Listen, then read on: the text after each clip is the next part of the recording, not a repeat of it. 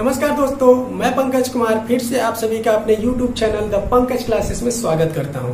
दोस्तों, जैसा कि हमने पिछले अध्याय में जो है विधानमंडल को पढ़ना स्टार्ट किया था, उसमें दो भागों को पढ़ा भी, राज्यपाल और विधानसभा। तो उसका एक भाग अभी रह गया है विधान परिषद, जिसको आज हम अध्ययन करेंगे। और दोस्तों, हम आपको बताना चाहेंगे कि हमारा जो भारत सरकार का जिस प्रकार से विकासात्मक कार्य चलते हैं, उन चैप्टर्स को हमने कंप्लीट कर लिया। जिनके माध्यम से विकासात्मक कार्य चलते हैं हमारे भारत सरकार का, उन चैप्टर्स को हमने कंप्लीट कर लिया है। और अभी एक चैप्टर रह गया है ग्राम पंचायत सदस्यों का, तो उसको भी हम अध्ययन करेंगे आगे चैप्टर्स में। लेकिन कह सकते हैं मेन जो इम्पोर्टेंट्स होते हैं उनको हमने अध्ययन कर चुका है। आज हमारा विधान परिषद चैप्टर जो है वो भी एक इम्पॉर्टेंट पार्ट है हमारे विधानमंडल का, तो उसे भी आज हम अध्ययन करेंगे। तो चलिए दोस्तों, पहले हम जानते हैं कि विधान परिषद की क्या कह सकते हैं कि आवश्यकता है कि हमारे राज्य में इसका गठन किया जाता है और किस प्रकार ये हमारे राज्य में काम करती है। तो पहले बेसिक से शुरू करते हैं ताकि आपको लास्ट तक समझने में दिक्कतें ना हो।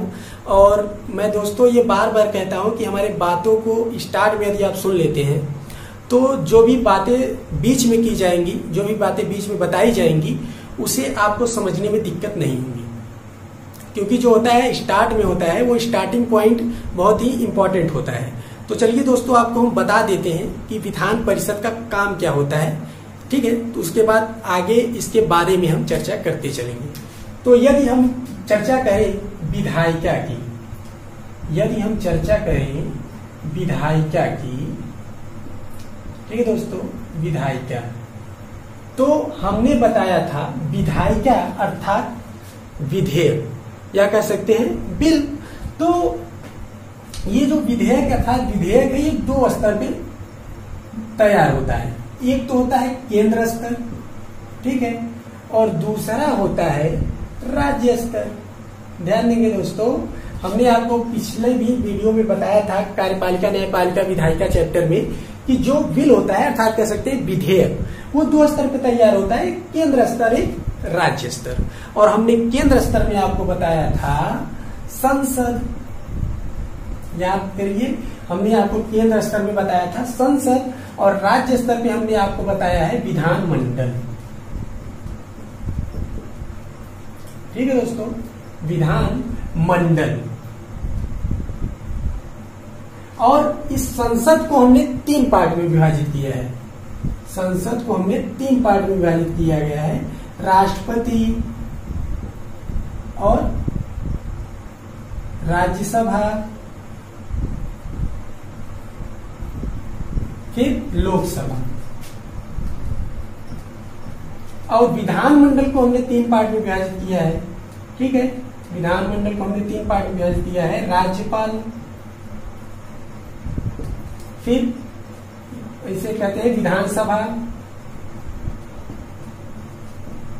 फिर विधान परिषद, जिसे आज हम अध्ययन करेंगे, विधान परिषद। तो दोस्तों, हमने देखा विधानमंडल जो है, यहाँ पे आपको दिख नहीं रहा होगा थोड़ा सा, तो हम यहाँ पे नीचे बता देते हैं विधान परिषद, जिसे आज हम अध्ययन करेंगे, विधान परिषद, ठीक है, विधान परिषद। तो दोस्तों, हमने बताया कि जो विधेयक अर्थात बिल होता है वो दो स्तर पे तैयार होता है, केंद्र स्तर और राज्य स्तर।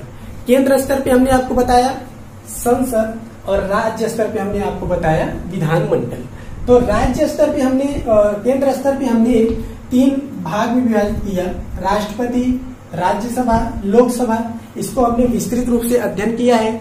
अगर आप ना देखे हो तो आप जाकर हमारे वीडियो को उसे देखें, समझे कि राष्ट्रपति क्या होते हैं, राज्यसभा क्या होता है, लोकसभा क्या होता है, इनका कार्य क्या होता है, इनके सदस्यों का निर्वाचन कैसे होता है। इंपॉर्टेंट चैप्टर्स है दोस्तों, यदि आप देखते हैं तो आपको नॉलेज जो होगा वो ग्रोथ होगा। उसके बाद हम देखेंगे विधानमंडल, जो राज्य स्तर पर विधेयक या बिल तैयार होता है, उसे हम कहते हैं विधानमंडल। तो विधानमंडल में राज्यपाल चैप्टर हमने पढ़ा, विधानसभा हमने चैप्टर पढ़ा। आज हम पढ़ेंगे विधान परिषद। राज्यपाल के पद के बारे में हमने आपको बताया था 152, विधानसभा के बारे में हमने बताया था उसी दिन 170, और विधान परिषद जो होगा 169 में होगा, और पूरे संपूर्ण विधानमंडल की बात करें तो 168 में। तो हमें आज ये पढ़ना है, इसलिए हमने इसके आर्टिकल्स को जाना, विधान परिषद 169 में। तो चलिए दोस्तों हम शुरू करते हैं आज विधान परिषद। ठीक है, तो हमने देखा इसके महत्व, कह सकते हैं इंपॉर्टेंस के बारे में कि क्या जरूरत होती है ऐसी योजनाओं का तैयार होने या करने में। तो ये है विधान परिषद जिसे आज हम पढ़ेंगे। तो विधान परिषद,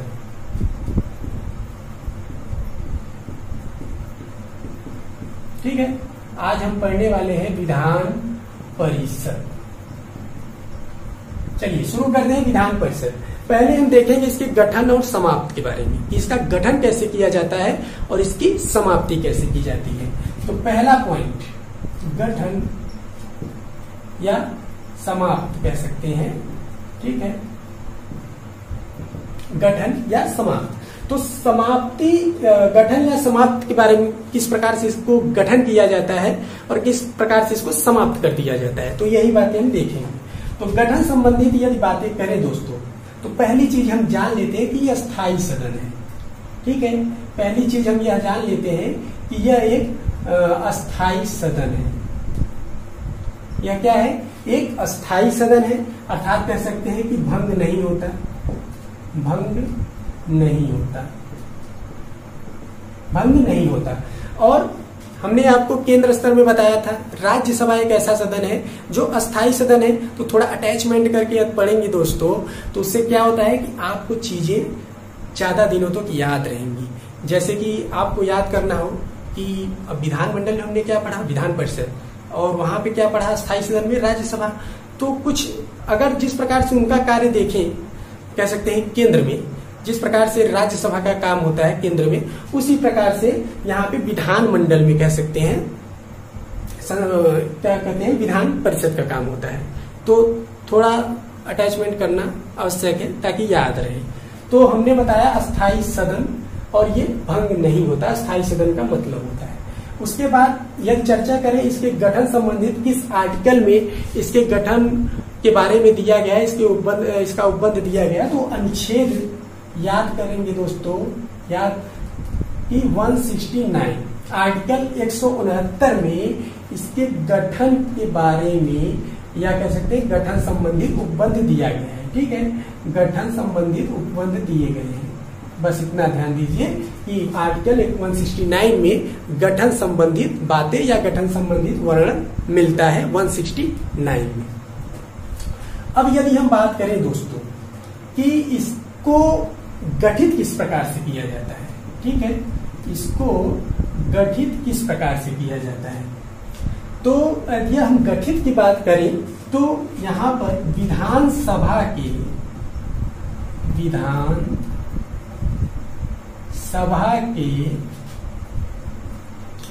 2/3 सदस्यों द्वारा, ठीक है दोस्तों, विधानसभा के कुल सदस्यों के 2/3 सदस्यों द्वारा यदि यह पारित करके संसद में भेजा जाता है कि हमारे राज्य में 2/3 सदस्यों द्वारा यह पारित करके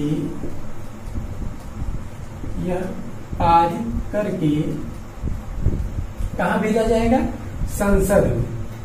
ध्यान देंगे कि विधानसभा में इसे 2/3 सदस्यों द्वारा, विधानसभा के सदस्यों द्वारा 2/3 सदस्यों द्वारा इसे यह पारित करके संसद में भेजा जाता है कि हमारे राज्य में विधान परिषद की आवश्यकता है और हमारे राज्य में विधान परिषद की व्यवस्था की जाए। ठीक है, तो जब ये विधानसभा में से पारित होकर 2/3 सदस्यों से संसद में भेजा जाता है तो वहां पे इसके ऊपर विचार विमर्श किए जाते हैं।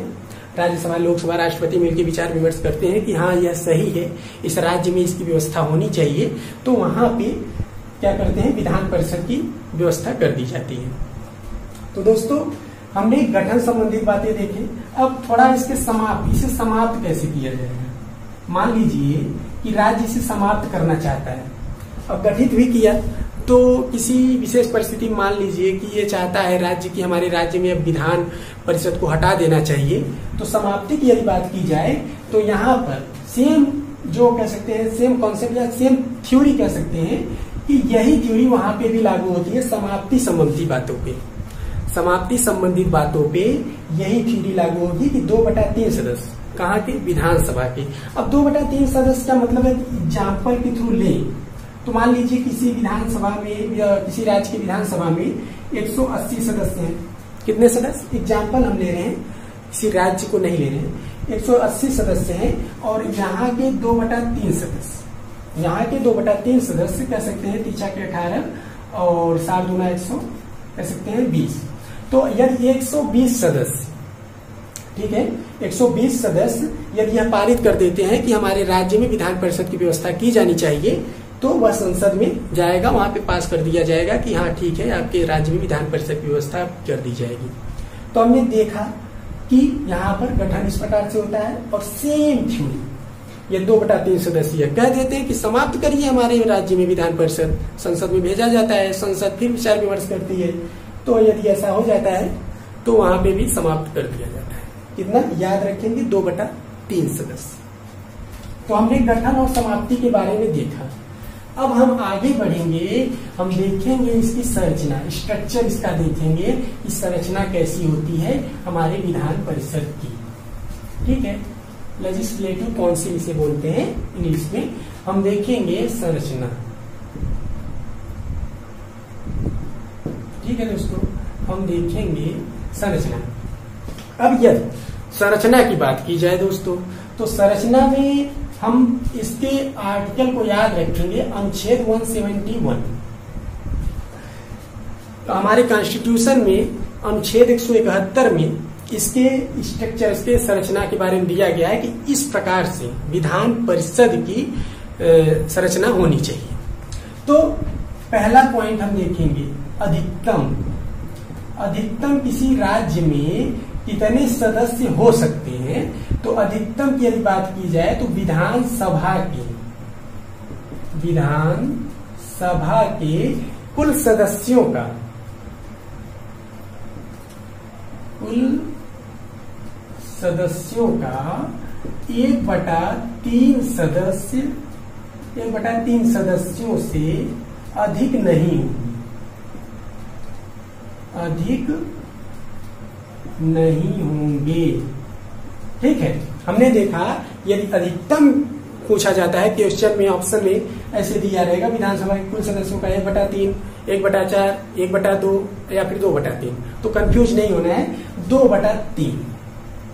अब यदि इसको एग्जाम्पल के थ्रू देखना है तो जैसे उसमें देखा 180 का 1/3, इसमें भी ऐसा कुछ देख लेते हैं। मान लीजिए 120 का 1/, मान लीजिए किसी राज्य में 120 सदस्य हैं, विधानसभा के सदस्य कुल है, विधानसभा के हमने बोला ना विधानसभा के कुल सदस्यों का, विधानसभा के कुल सदस्य मान लीजिए 120 है, 120 का 1/3, 3 चौके 12 बराबर कुल मिला के 40 सदस्य उस राज्य में विधान परिषद के सदस्य हो सकते हैं। ठीक है, अब हम यदि न्यूनतम की बात करें, दूसरा पॉइंट, यदि हम न्यूनतम की बात करें तो न्यूनतम में हमारे संविधान में वर्णित है कि 40 से कम नहीं होंगे। ठीक है दोस्तों, हम देखेंगे यहाँ पे कि 40 से कम नहीं होने चाहिए, 40 से अधिक हो पर 40 से कम ना हो। तो कुछ अपवाद संबंधित यहाँ पे बातें हमें देखने को मिलती हैं। एक जम्मू कश्मीर वह राज्य था, है नहीं था, एक जम्मू कश्मीर वह राज्य था जहाँ पे सिर्फ 36 सीटों की व्यवस्था की गई थी विधान परिषद में। तो 370 आर्टिकल हटने के बाद, हमने आपको बताया कि आर्टिकल 370 हटने के बाद वहां भी विधान परिषद को हटा दिया गया। तो पहले था, अब नहीं है, अब 6 राज्यों में विधान परिषद मौजूद है। तो न्यूनतम हमने बताया आपको 40 से कम नहीं होने चाहिए, 40 से अधिक हो और विधानसभा के 1/3 सदस्यों से अधिक ना हो और इससे 40 से कम ना हो और 40 से अधिक हो।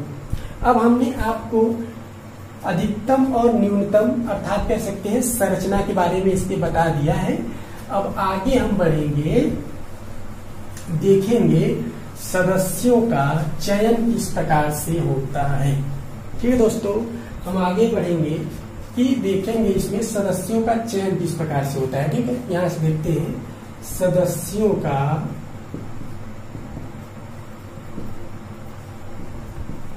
चयन। हम देखेंगे सदस्यों का चयन किस प्रकार से होता है। तो सदस्यों का चयन किस प्रकार से होता है इसको देखेंगे तो 1/3 5 प्रकार से होता है। पहली पॉइंट तो ये कि 5 प्रकार से सदस्यों का चयन होता है। इसमें 1/3 सदस्य, हमने यहाँ पे 1/3 सदस्य लिखा, मतलब कुल सदस्य। मान लीजिए वहां पे विधानसभा के सदस्यों 1/3 सदस्य पारित हुआ कि 1/3 होंगे। मान लीजिए वहां पे 120 थे। अब 120 थे तो 1/3 का मतलब 40 सदस्य होने चाहिए। तो 40 का 1/3 सदस्य जो चुनेंगे वे चुनेंगे वहां के, कह सकते हैं कि अस्थाई, ठीक है दोस्तों, अस्थाई जो वहां की कह सकते हैं संस्था होगी, अस्थाई संस्थाओं द्वारा, ठीक है दोस्तों, 1/3 अस्थाई संस्थाओं द्वारा। दूसरा देखेंगे 1/3 यहाँ पे और होता है नगर पालिका द्वारा, नगर पालिका द्वारा और जिला बोर्ड द्वारा, ठीक है, जिला बोर्ड द्वारा। हमने यहाँ पे देखा 1/3 सदस्य जो होंगे अस्थाई सदस्यों द्वारा, अस्थाई संस्थाओं द्वारा और नगर पालिका द्वारा और जिला बोर्ड द्वारा। अब हमने दूसरा पॉइंट देखेंगे 1/3 सदस्य जो चुने जाएंगे वे विधानसभा के सदस्यों द्वारा, विधानसभा के सदस्यों द्वारा, ठीक है। हमने यहाँ पे देखा 1/3 अस्थाई संस्थाओं द्वारा, नगर पालिका द्वारा और जिला बोर्ड द्वारा। और दूसरा पॉइंट हम देखें 1/3 सदस्य जो चुने जाएंगे विधानसभा के सदस्यों द्वारा। यहाँ पे कभी कभार नोकझोंक देखने को मिल जाता है। जो विधायक वगैरह होते हैं यदि मान लीजिए चुनाव हार जाते हैं तो बैक डोर से उन्हें भेज दिया जाता है विधान परिषद सदस्य के तौर पर और वो पहुंच जाते हैं मंत्री पद तक, ठीक है। तो उन्हें विधानमंडल का सदस्य बनना होता है तो विधान परिषद यहाँ विधानसभा के सदस्यों द्वारा उन्हें चुनकर भेज दिया जाता है विधान परिषद के सदस्य के रूप में। तो अब 2 पॉइंट यहाँ पे देखा। अब तीसरा पॉइंट देखेंगे 1/6 सदस्यों का जो चुनाव होता है वो राज्यपाल द्वारा मनोनीत करके भेजे जाते हैं। राज्यपाल द्वारा मनोनयन के माध्यम से या कह सकते हैं मनोनीत किए जाते हैं, ठीक है। हमने देखा राज्यपाल द्वारा मनोनीत किए जाते हैं 1/6 सदस्य। अब हम थोड़ा सा फिर आगे बढ़ेंगे। चौथा, यहाँ पे मनोनयन की शक्ति प्राप्त है राज्यपाल को, हमने आपको बताया था। अब हम यहाँ पे देखेंगे और इन्हें मनोनयन की जो शक्ति प्राप्त है दोस्तों वो हमने अनुच्छेद आर्टिकल जो बताया था वो था 213, ये याद रखेंगे। ये मनोनयन की शक्ति उन्हें जो प्राप्त है, ठीक है। उसके बाद हम यहाँ पे देखेंगे आगे कि 1/12 सदस्य जो चुने जाएंगे दोस्तों वे चुने जाएंगे स्नातकों द्वारा, स्नातकों द्वारा मतलब होता है, स्नातक का मतलब होता है जो बीए अर्थात ग्रेजुएशन पास कर चुके होते हैं वो स्नातक कहलाते हैं। तो 1/12 सदस्य उनके द्वारा चुनकर भेजे जाते हैं। तो ये इनमें एक नियम है कि वे 3 वर्ष पहले, उनके पास 3 वर्ष पहले की डिग्री होनी चाहिए। ये नहीं कि अभी पास हुए, अभी ग्रेजुएशन उनका कंप्लीट हुआ हो अगले साल वो मनोनीत करें, ऐसी बात नहीं है। 3 वर्ष पहले उनका ग्रेजुएशन कंप्लीट होना चाहिए। और फिर 5वां पॉइंट यहाँ पे आता है 1/12 सदस्य जो है अध्यापकों द्वारा चुना जाता है, अध्यापकों, ठीक है दोस्तों, अध्यापकों द्वारा 1/12 सदस्य अध्यापकों द्वारा। यहाँ पे भी एक नियम है, 3 वर्ष से वे शिक्षा दे रहे हैं, 3 वर्ष से शिक्षा वे दे रहे हो। अब यहाँ पे प्राइवेट विद्यालयों के अध्यापकों की बात नहीं की जाएगी। यहाँ पे जो गवर्नमेंट अर्थात कह सकते हैं सरकारी जो अध्यापक होंगे उन्हें यह शक्ति प्राप्त है कि आप 1/12 कुल सदस्यों का 1/12 सदस्य आप विधान परिषद में सदस्य मनोनीत करके भेज सकते हैं। तो हमने यहाँ पे सदस्यों का चयन देखा। अब हम आगे बढ़ेंगे दोस्तों, हम देखेंगे इनके अवधि, इनकी अवधि क्या होती है, इनका कार्यकाल क्या होता है, इनका चुनाव कितने वर्षों पे होता है। हम आगे बढ़ेंगे, हम देखेंगे इनकी अवधि क्या होती है, ठीक है। पहले देखेंगे अवधि। अवधि इनकी होती है, क्योंकि ये दोस्तों हम जानते हैं कि अस्थाई सदन है तो ये अस्थाई सदन है, तो अवधि में हम यही कहेंगे कि ये अस्थाई सदन है। ठीक है, अस्थाई सदन है। अब यदि हम बात करें कि इनके सदस्यों का कार्यकाल कितने वर्षों का होता है, ठीक है, यदि एग्जाम में अवधि पूछी जाती है विधान परिषद का अवधि काल कितना होता है, तो यह एक अस्थाई सदन है, इसका निश्चित नहीं है, ये भंग नहीं हो सकता, तो इसलिए कहेंगे कि ये अस्थाई सदन है, ये भंग नहीं हो सकता। अब यदि पूछा जाता है कि सदस्यों का कार्यकाल कितने वर्षों का होता है, तो 6 वर्षों का होता है। ठीक है, वो कितने वर्षों का होता है, 6 वर्षों का होता है। अब यहाँ पे पूछा जाता है इनका चुनाव कितने वर्षों पे होता है, तो चुनाव इनका होता है 2 वर्ष पे। ठीक है दोस्तों, यहाँ पे चुनाव इनका 2 वर्षों पे होता है। अब 2 वर्षों पे होता है मतलब हमने आपको राज्यसभा में भी बताया था, वहां पे हमने बताया था कि इनका भी चुनाव, जो राज्यसभा का चुनाव होता है वो भी 2 वर्षों पे होता है, और विधान परिषद का जो चुनाव होता है वो भी 2 वर्षों पे होता है। तो एग्जाम्पल के तौर पे हम यहाँ पे जानेंगे कि जैसे कि मान लीजिए एग्जाम्पल के थ्रू 2012, ठीक है, 2012, 2014, फिर 2016, फिर 2018। हमने देखा 2012, 2014, 2016, 2018। मान लीजिए 2012 में 33% सदस्य चुने गए, फिर 33% 2014 में, फिर 33% 2016 में, फिर 33% 2018 में। तो 2012 में जो 33% सदस्य हैं, ये जो 2012 में 37% सदस्य हैं, इनका कार्यकाल जो है वो 2018 में पूरा होगा। अर्थात ये 2 वर्ष, ये 2 वर्ष, ये 2 वर्ष, 2, 2, 4, 2, 6, ये इनका जो कार्यकाल है, हमने बताया कार्यकाल 6 वर्षों का। तो 2012 में जो 33% सदस्य चुने गए हैं, उनका कार्यकाल 2018 में पूर्ण हो जाएगा, पूरा हो जाएगा। तो जो 1/3 सदस्य कर सकते हैं, 1/3, ये 33% का मतलब 1/3 सदस्य अवकाश ग्रहण कर लेंगे। ठीक है, 1/3 सदस्य, 1/3 सदस्य अवकाश ग्रहण करेंगे,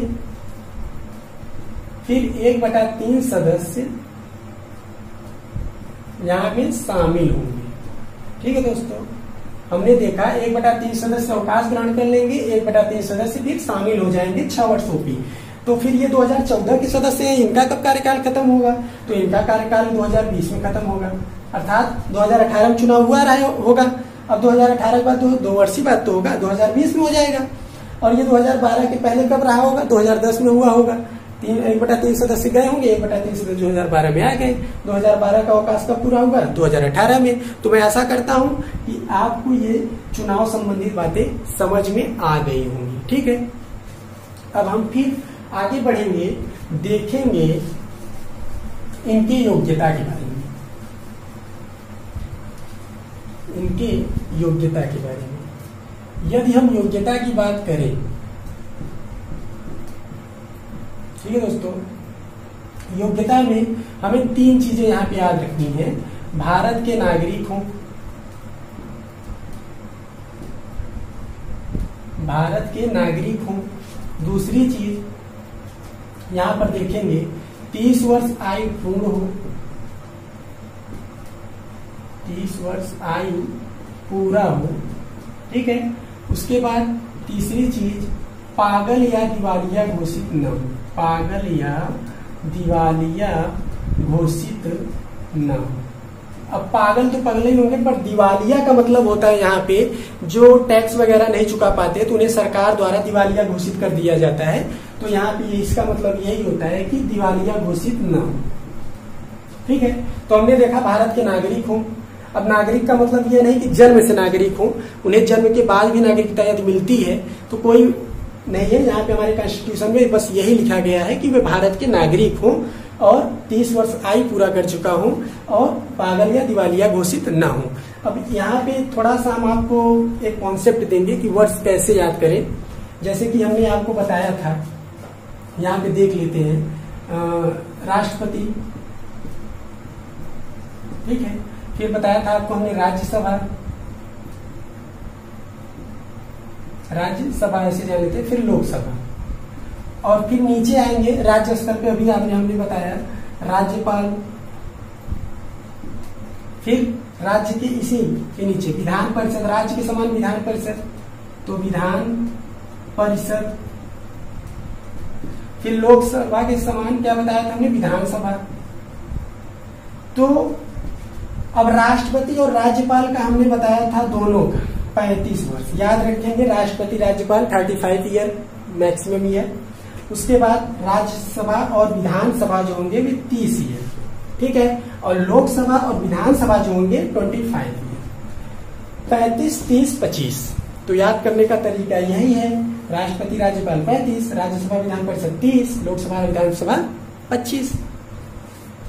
तो हमने यहां भी देख लिया आयु संबंधित बातें और योग्यता, ठीक है। अब इनमें एक चीज बची रह गई है, वह है कार्य एवं शक्ति, ठीक है।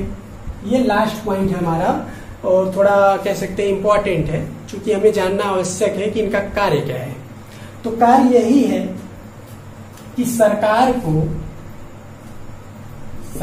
का कह सकते हैं, सरकार को परामर्श देना, ठीक है, परामर्श देना।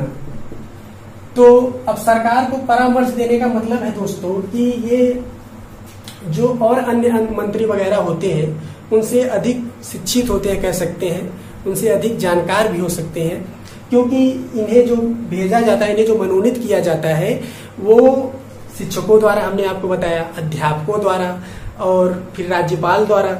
तो यदि इन्हें वहां भेजा गया है तो जाहिर सी बात है अच्छे कह सकते हैं अच्छे जो डिग्री वाले होंगे, स्नातक और अध्यापक भी बीएड वगैरह करे रहते हैं, तो उनके द्वारा मनोनीत किया जाता है। तो जाहिर सी बात है कि कुछ अधिक पढ़े लिखे जानकार हर विषय के बारे में, तो इन्हें सरकार के परामर्श के रूप में जाना जाता है, परामर्श देते हैं सरकार को।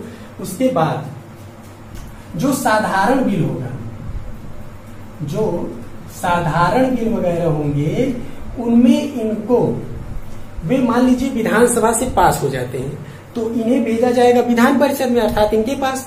तो विधान परिषद में इनके पास 3 माह का समय है। यदि ये 3 माह में पारित कर देते हैं तो ठीक है, ठीक है, नहीं तो फिर इन्हें प्लस 1 माह का और समय दिया जाता है। कुल मिला के 4 माह का इन्हें समय दिया जाएगा कि आप इसे पारित कीजिए, अन्यथा विधानसभा द्वारा ही इसे पारित किया जाएगा। इन्हें समय दिया जाता है, पहले 3 माह का दिया जाएगा, फिर बोला जाएगा चलिए आप 1 माह का और समय ले लीजिए, आप इस पे और विचार विमर्श कर लीजिए और फिर आप इसे हमें दे दीजिए, अर्थात विधानसभा को फिर वापस करिए। उसके बाद जो होता है नीचे आता है वो होता है धन विधेयक। क्या होता है? धन विधेयक, ठीक है दोस्तों, वो होता है धन विधेयक। तो धन विधेयक में इनके पास कोई विशेष पावर नहीं है, बस यदि वह धन विधेयक विधानसभा से पास हो जाता है, और हमने आपको बताया भी था कि कोई भी धन विधेयक होगा, अगर राज्य स्तर की बात करें, कोई भी धन विधेयक होगा वो पहले विधानसभा में पेश होगा, और केंद्र स्तर में कोई भी धन विधेयक कहाँ पेश होगा? वो लोकसभा में पेश होगा। तो लोकसभा और विधानसभा हमने आपको बताया कि कुछ इक्वल है, तो वहां पे लोकसभा, यहाँ पे विधानसभा। तो धन विधेयक जो भी पेश होगा वो हमेशा कहाँ होगा? विधानसभा में होगा। विधानसभा में यदि पास हो जाता है तो इन्हीं के पास भेजा जाता है, इन्हें 14 दिन का टाइम दिया जाता है, 14 दिन का समय दिया जाता है कि आप इसे पास करिए, नहीं यह स्वतः पारित कर दिया जाएगा, स्वतः पास कर दिया जाएगा। ठीक है, तो दोस्तों हम यहाँ पे विधान परिषद चैप्टर से हर चीजें मान के चलिए समाप्त कर दिए हैं। कहीं से क्वेश्चन आता है, आप कंफ्यूज मत होइएगा, चैप्टर को 1-2 बार इसे देखिएगा। तो मैं आशा करता हूं कि आपको चैप्टर जो है विस्तृत रूप से समझ में भी आएगा और आपको हर एक इसमें जितने भी कॉन्सेप्ट थे वो क्लियर हो जाएंगे। और यदि वीडियो अच्छा लगे दोस्तों तो आप इस वीडियो को जितना हो सके शेयर करिए और अपने आप से लाइक और सब्सक्राइब कीजिए ताकि मेरा हौसला बढ़े दोस्तों, और मैं आपके सामने नए नए वीडियो डालने की कोशिश करूं, या कह सकता हूं कि आपको आगे ले चलूं, इस पॉलिटिक्स में अध्ययन कराऊं और आगे चीजों को बताऊं। तो चलिए दोस्तों अभी हम चलते हैं, फिर मिलेंगे अगले वीडियो में। तब तक के लिए जय हिंद,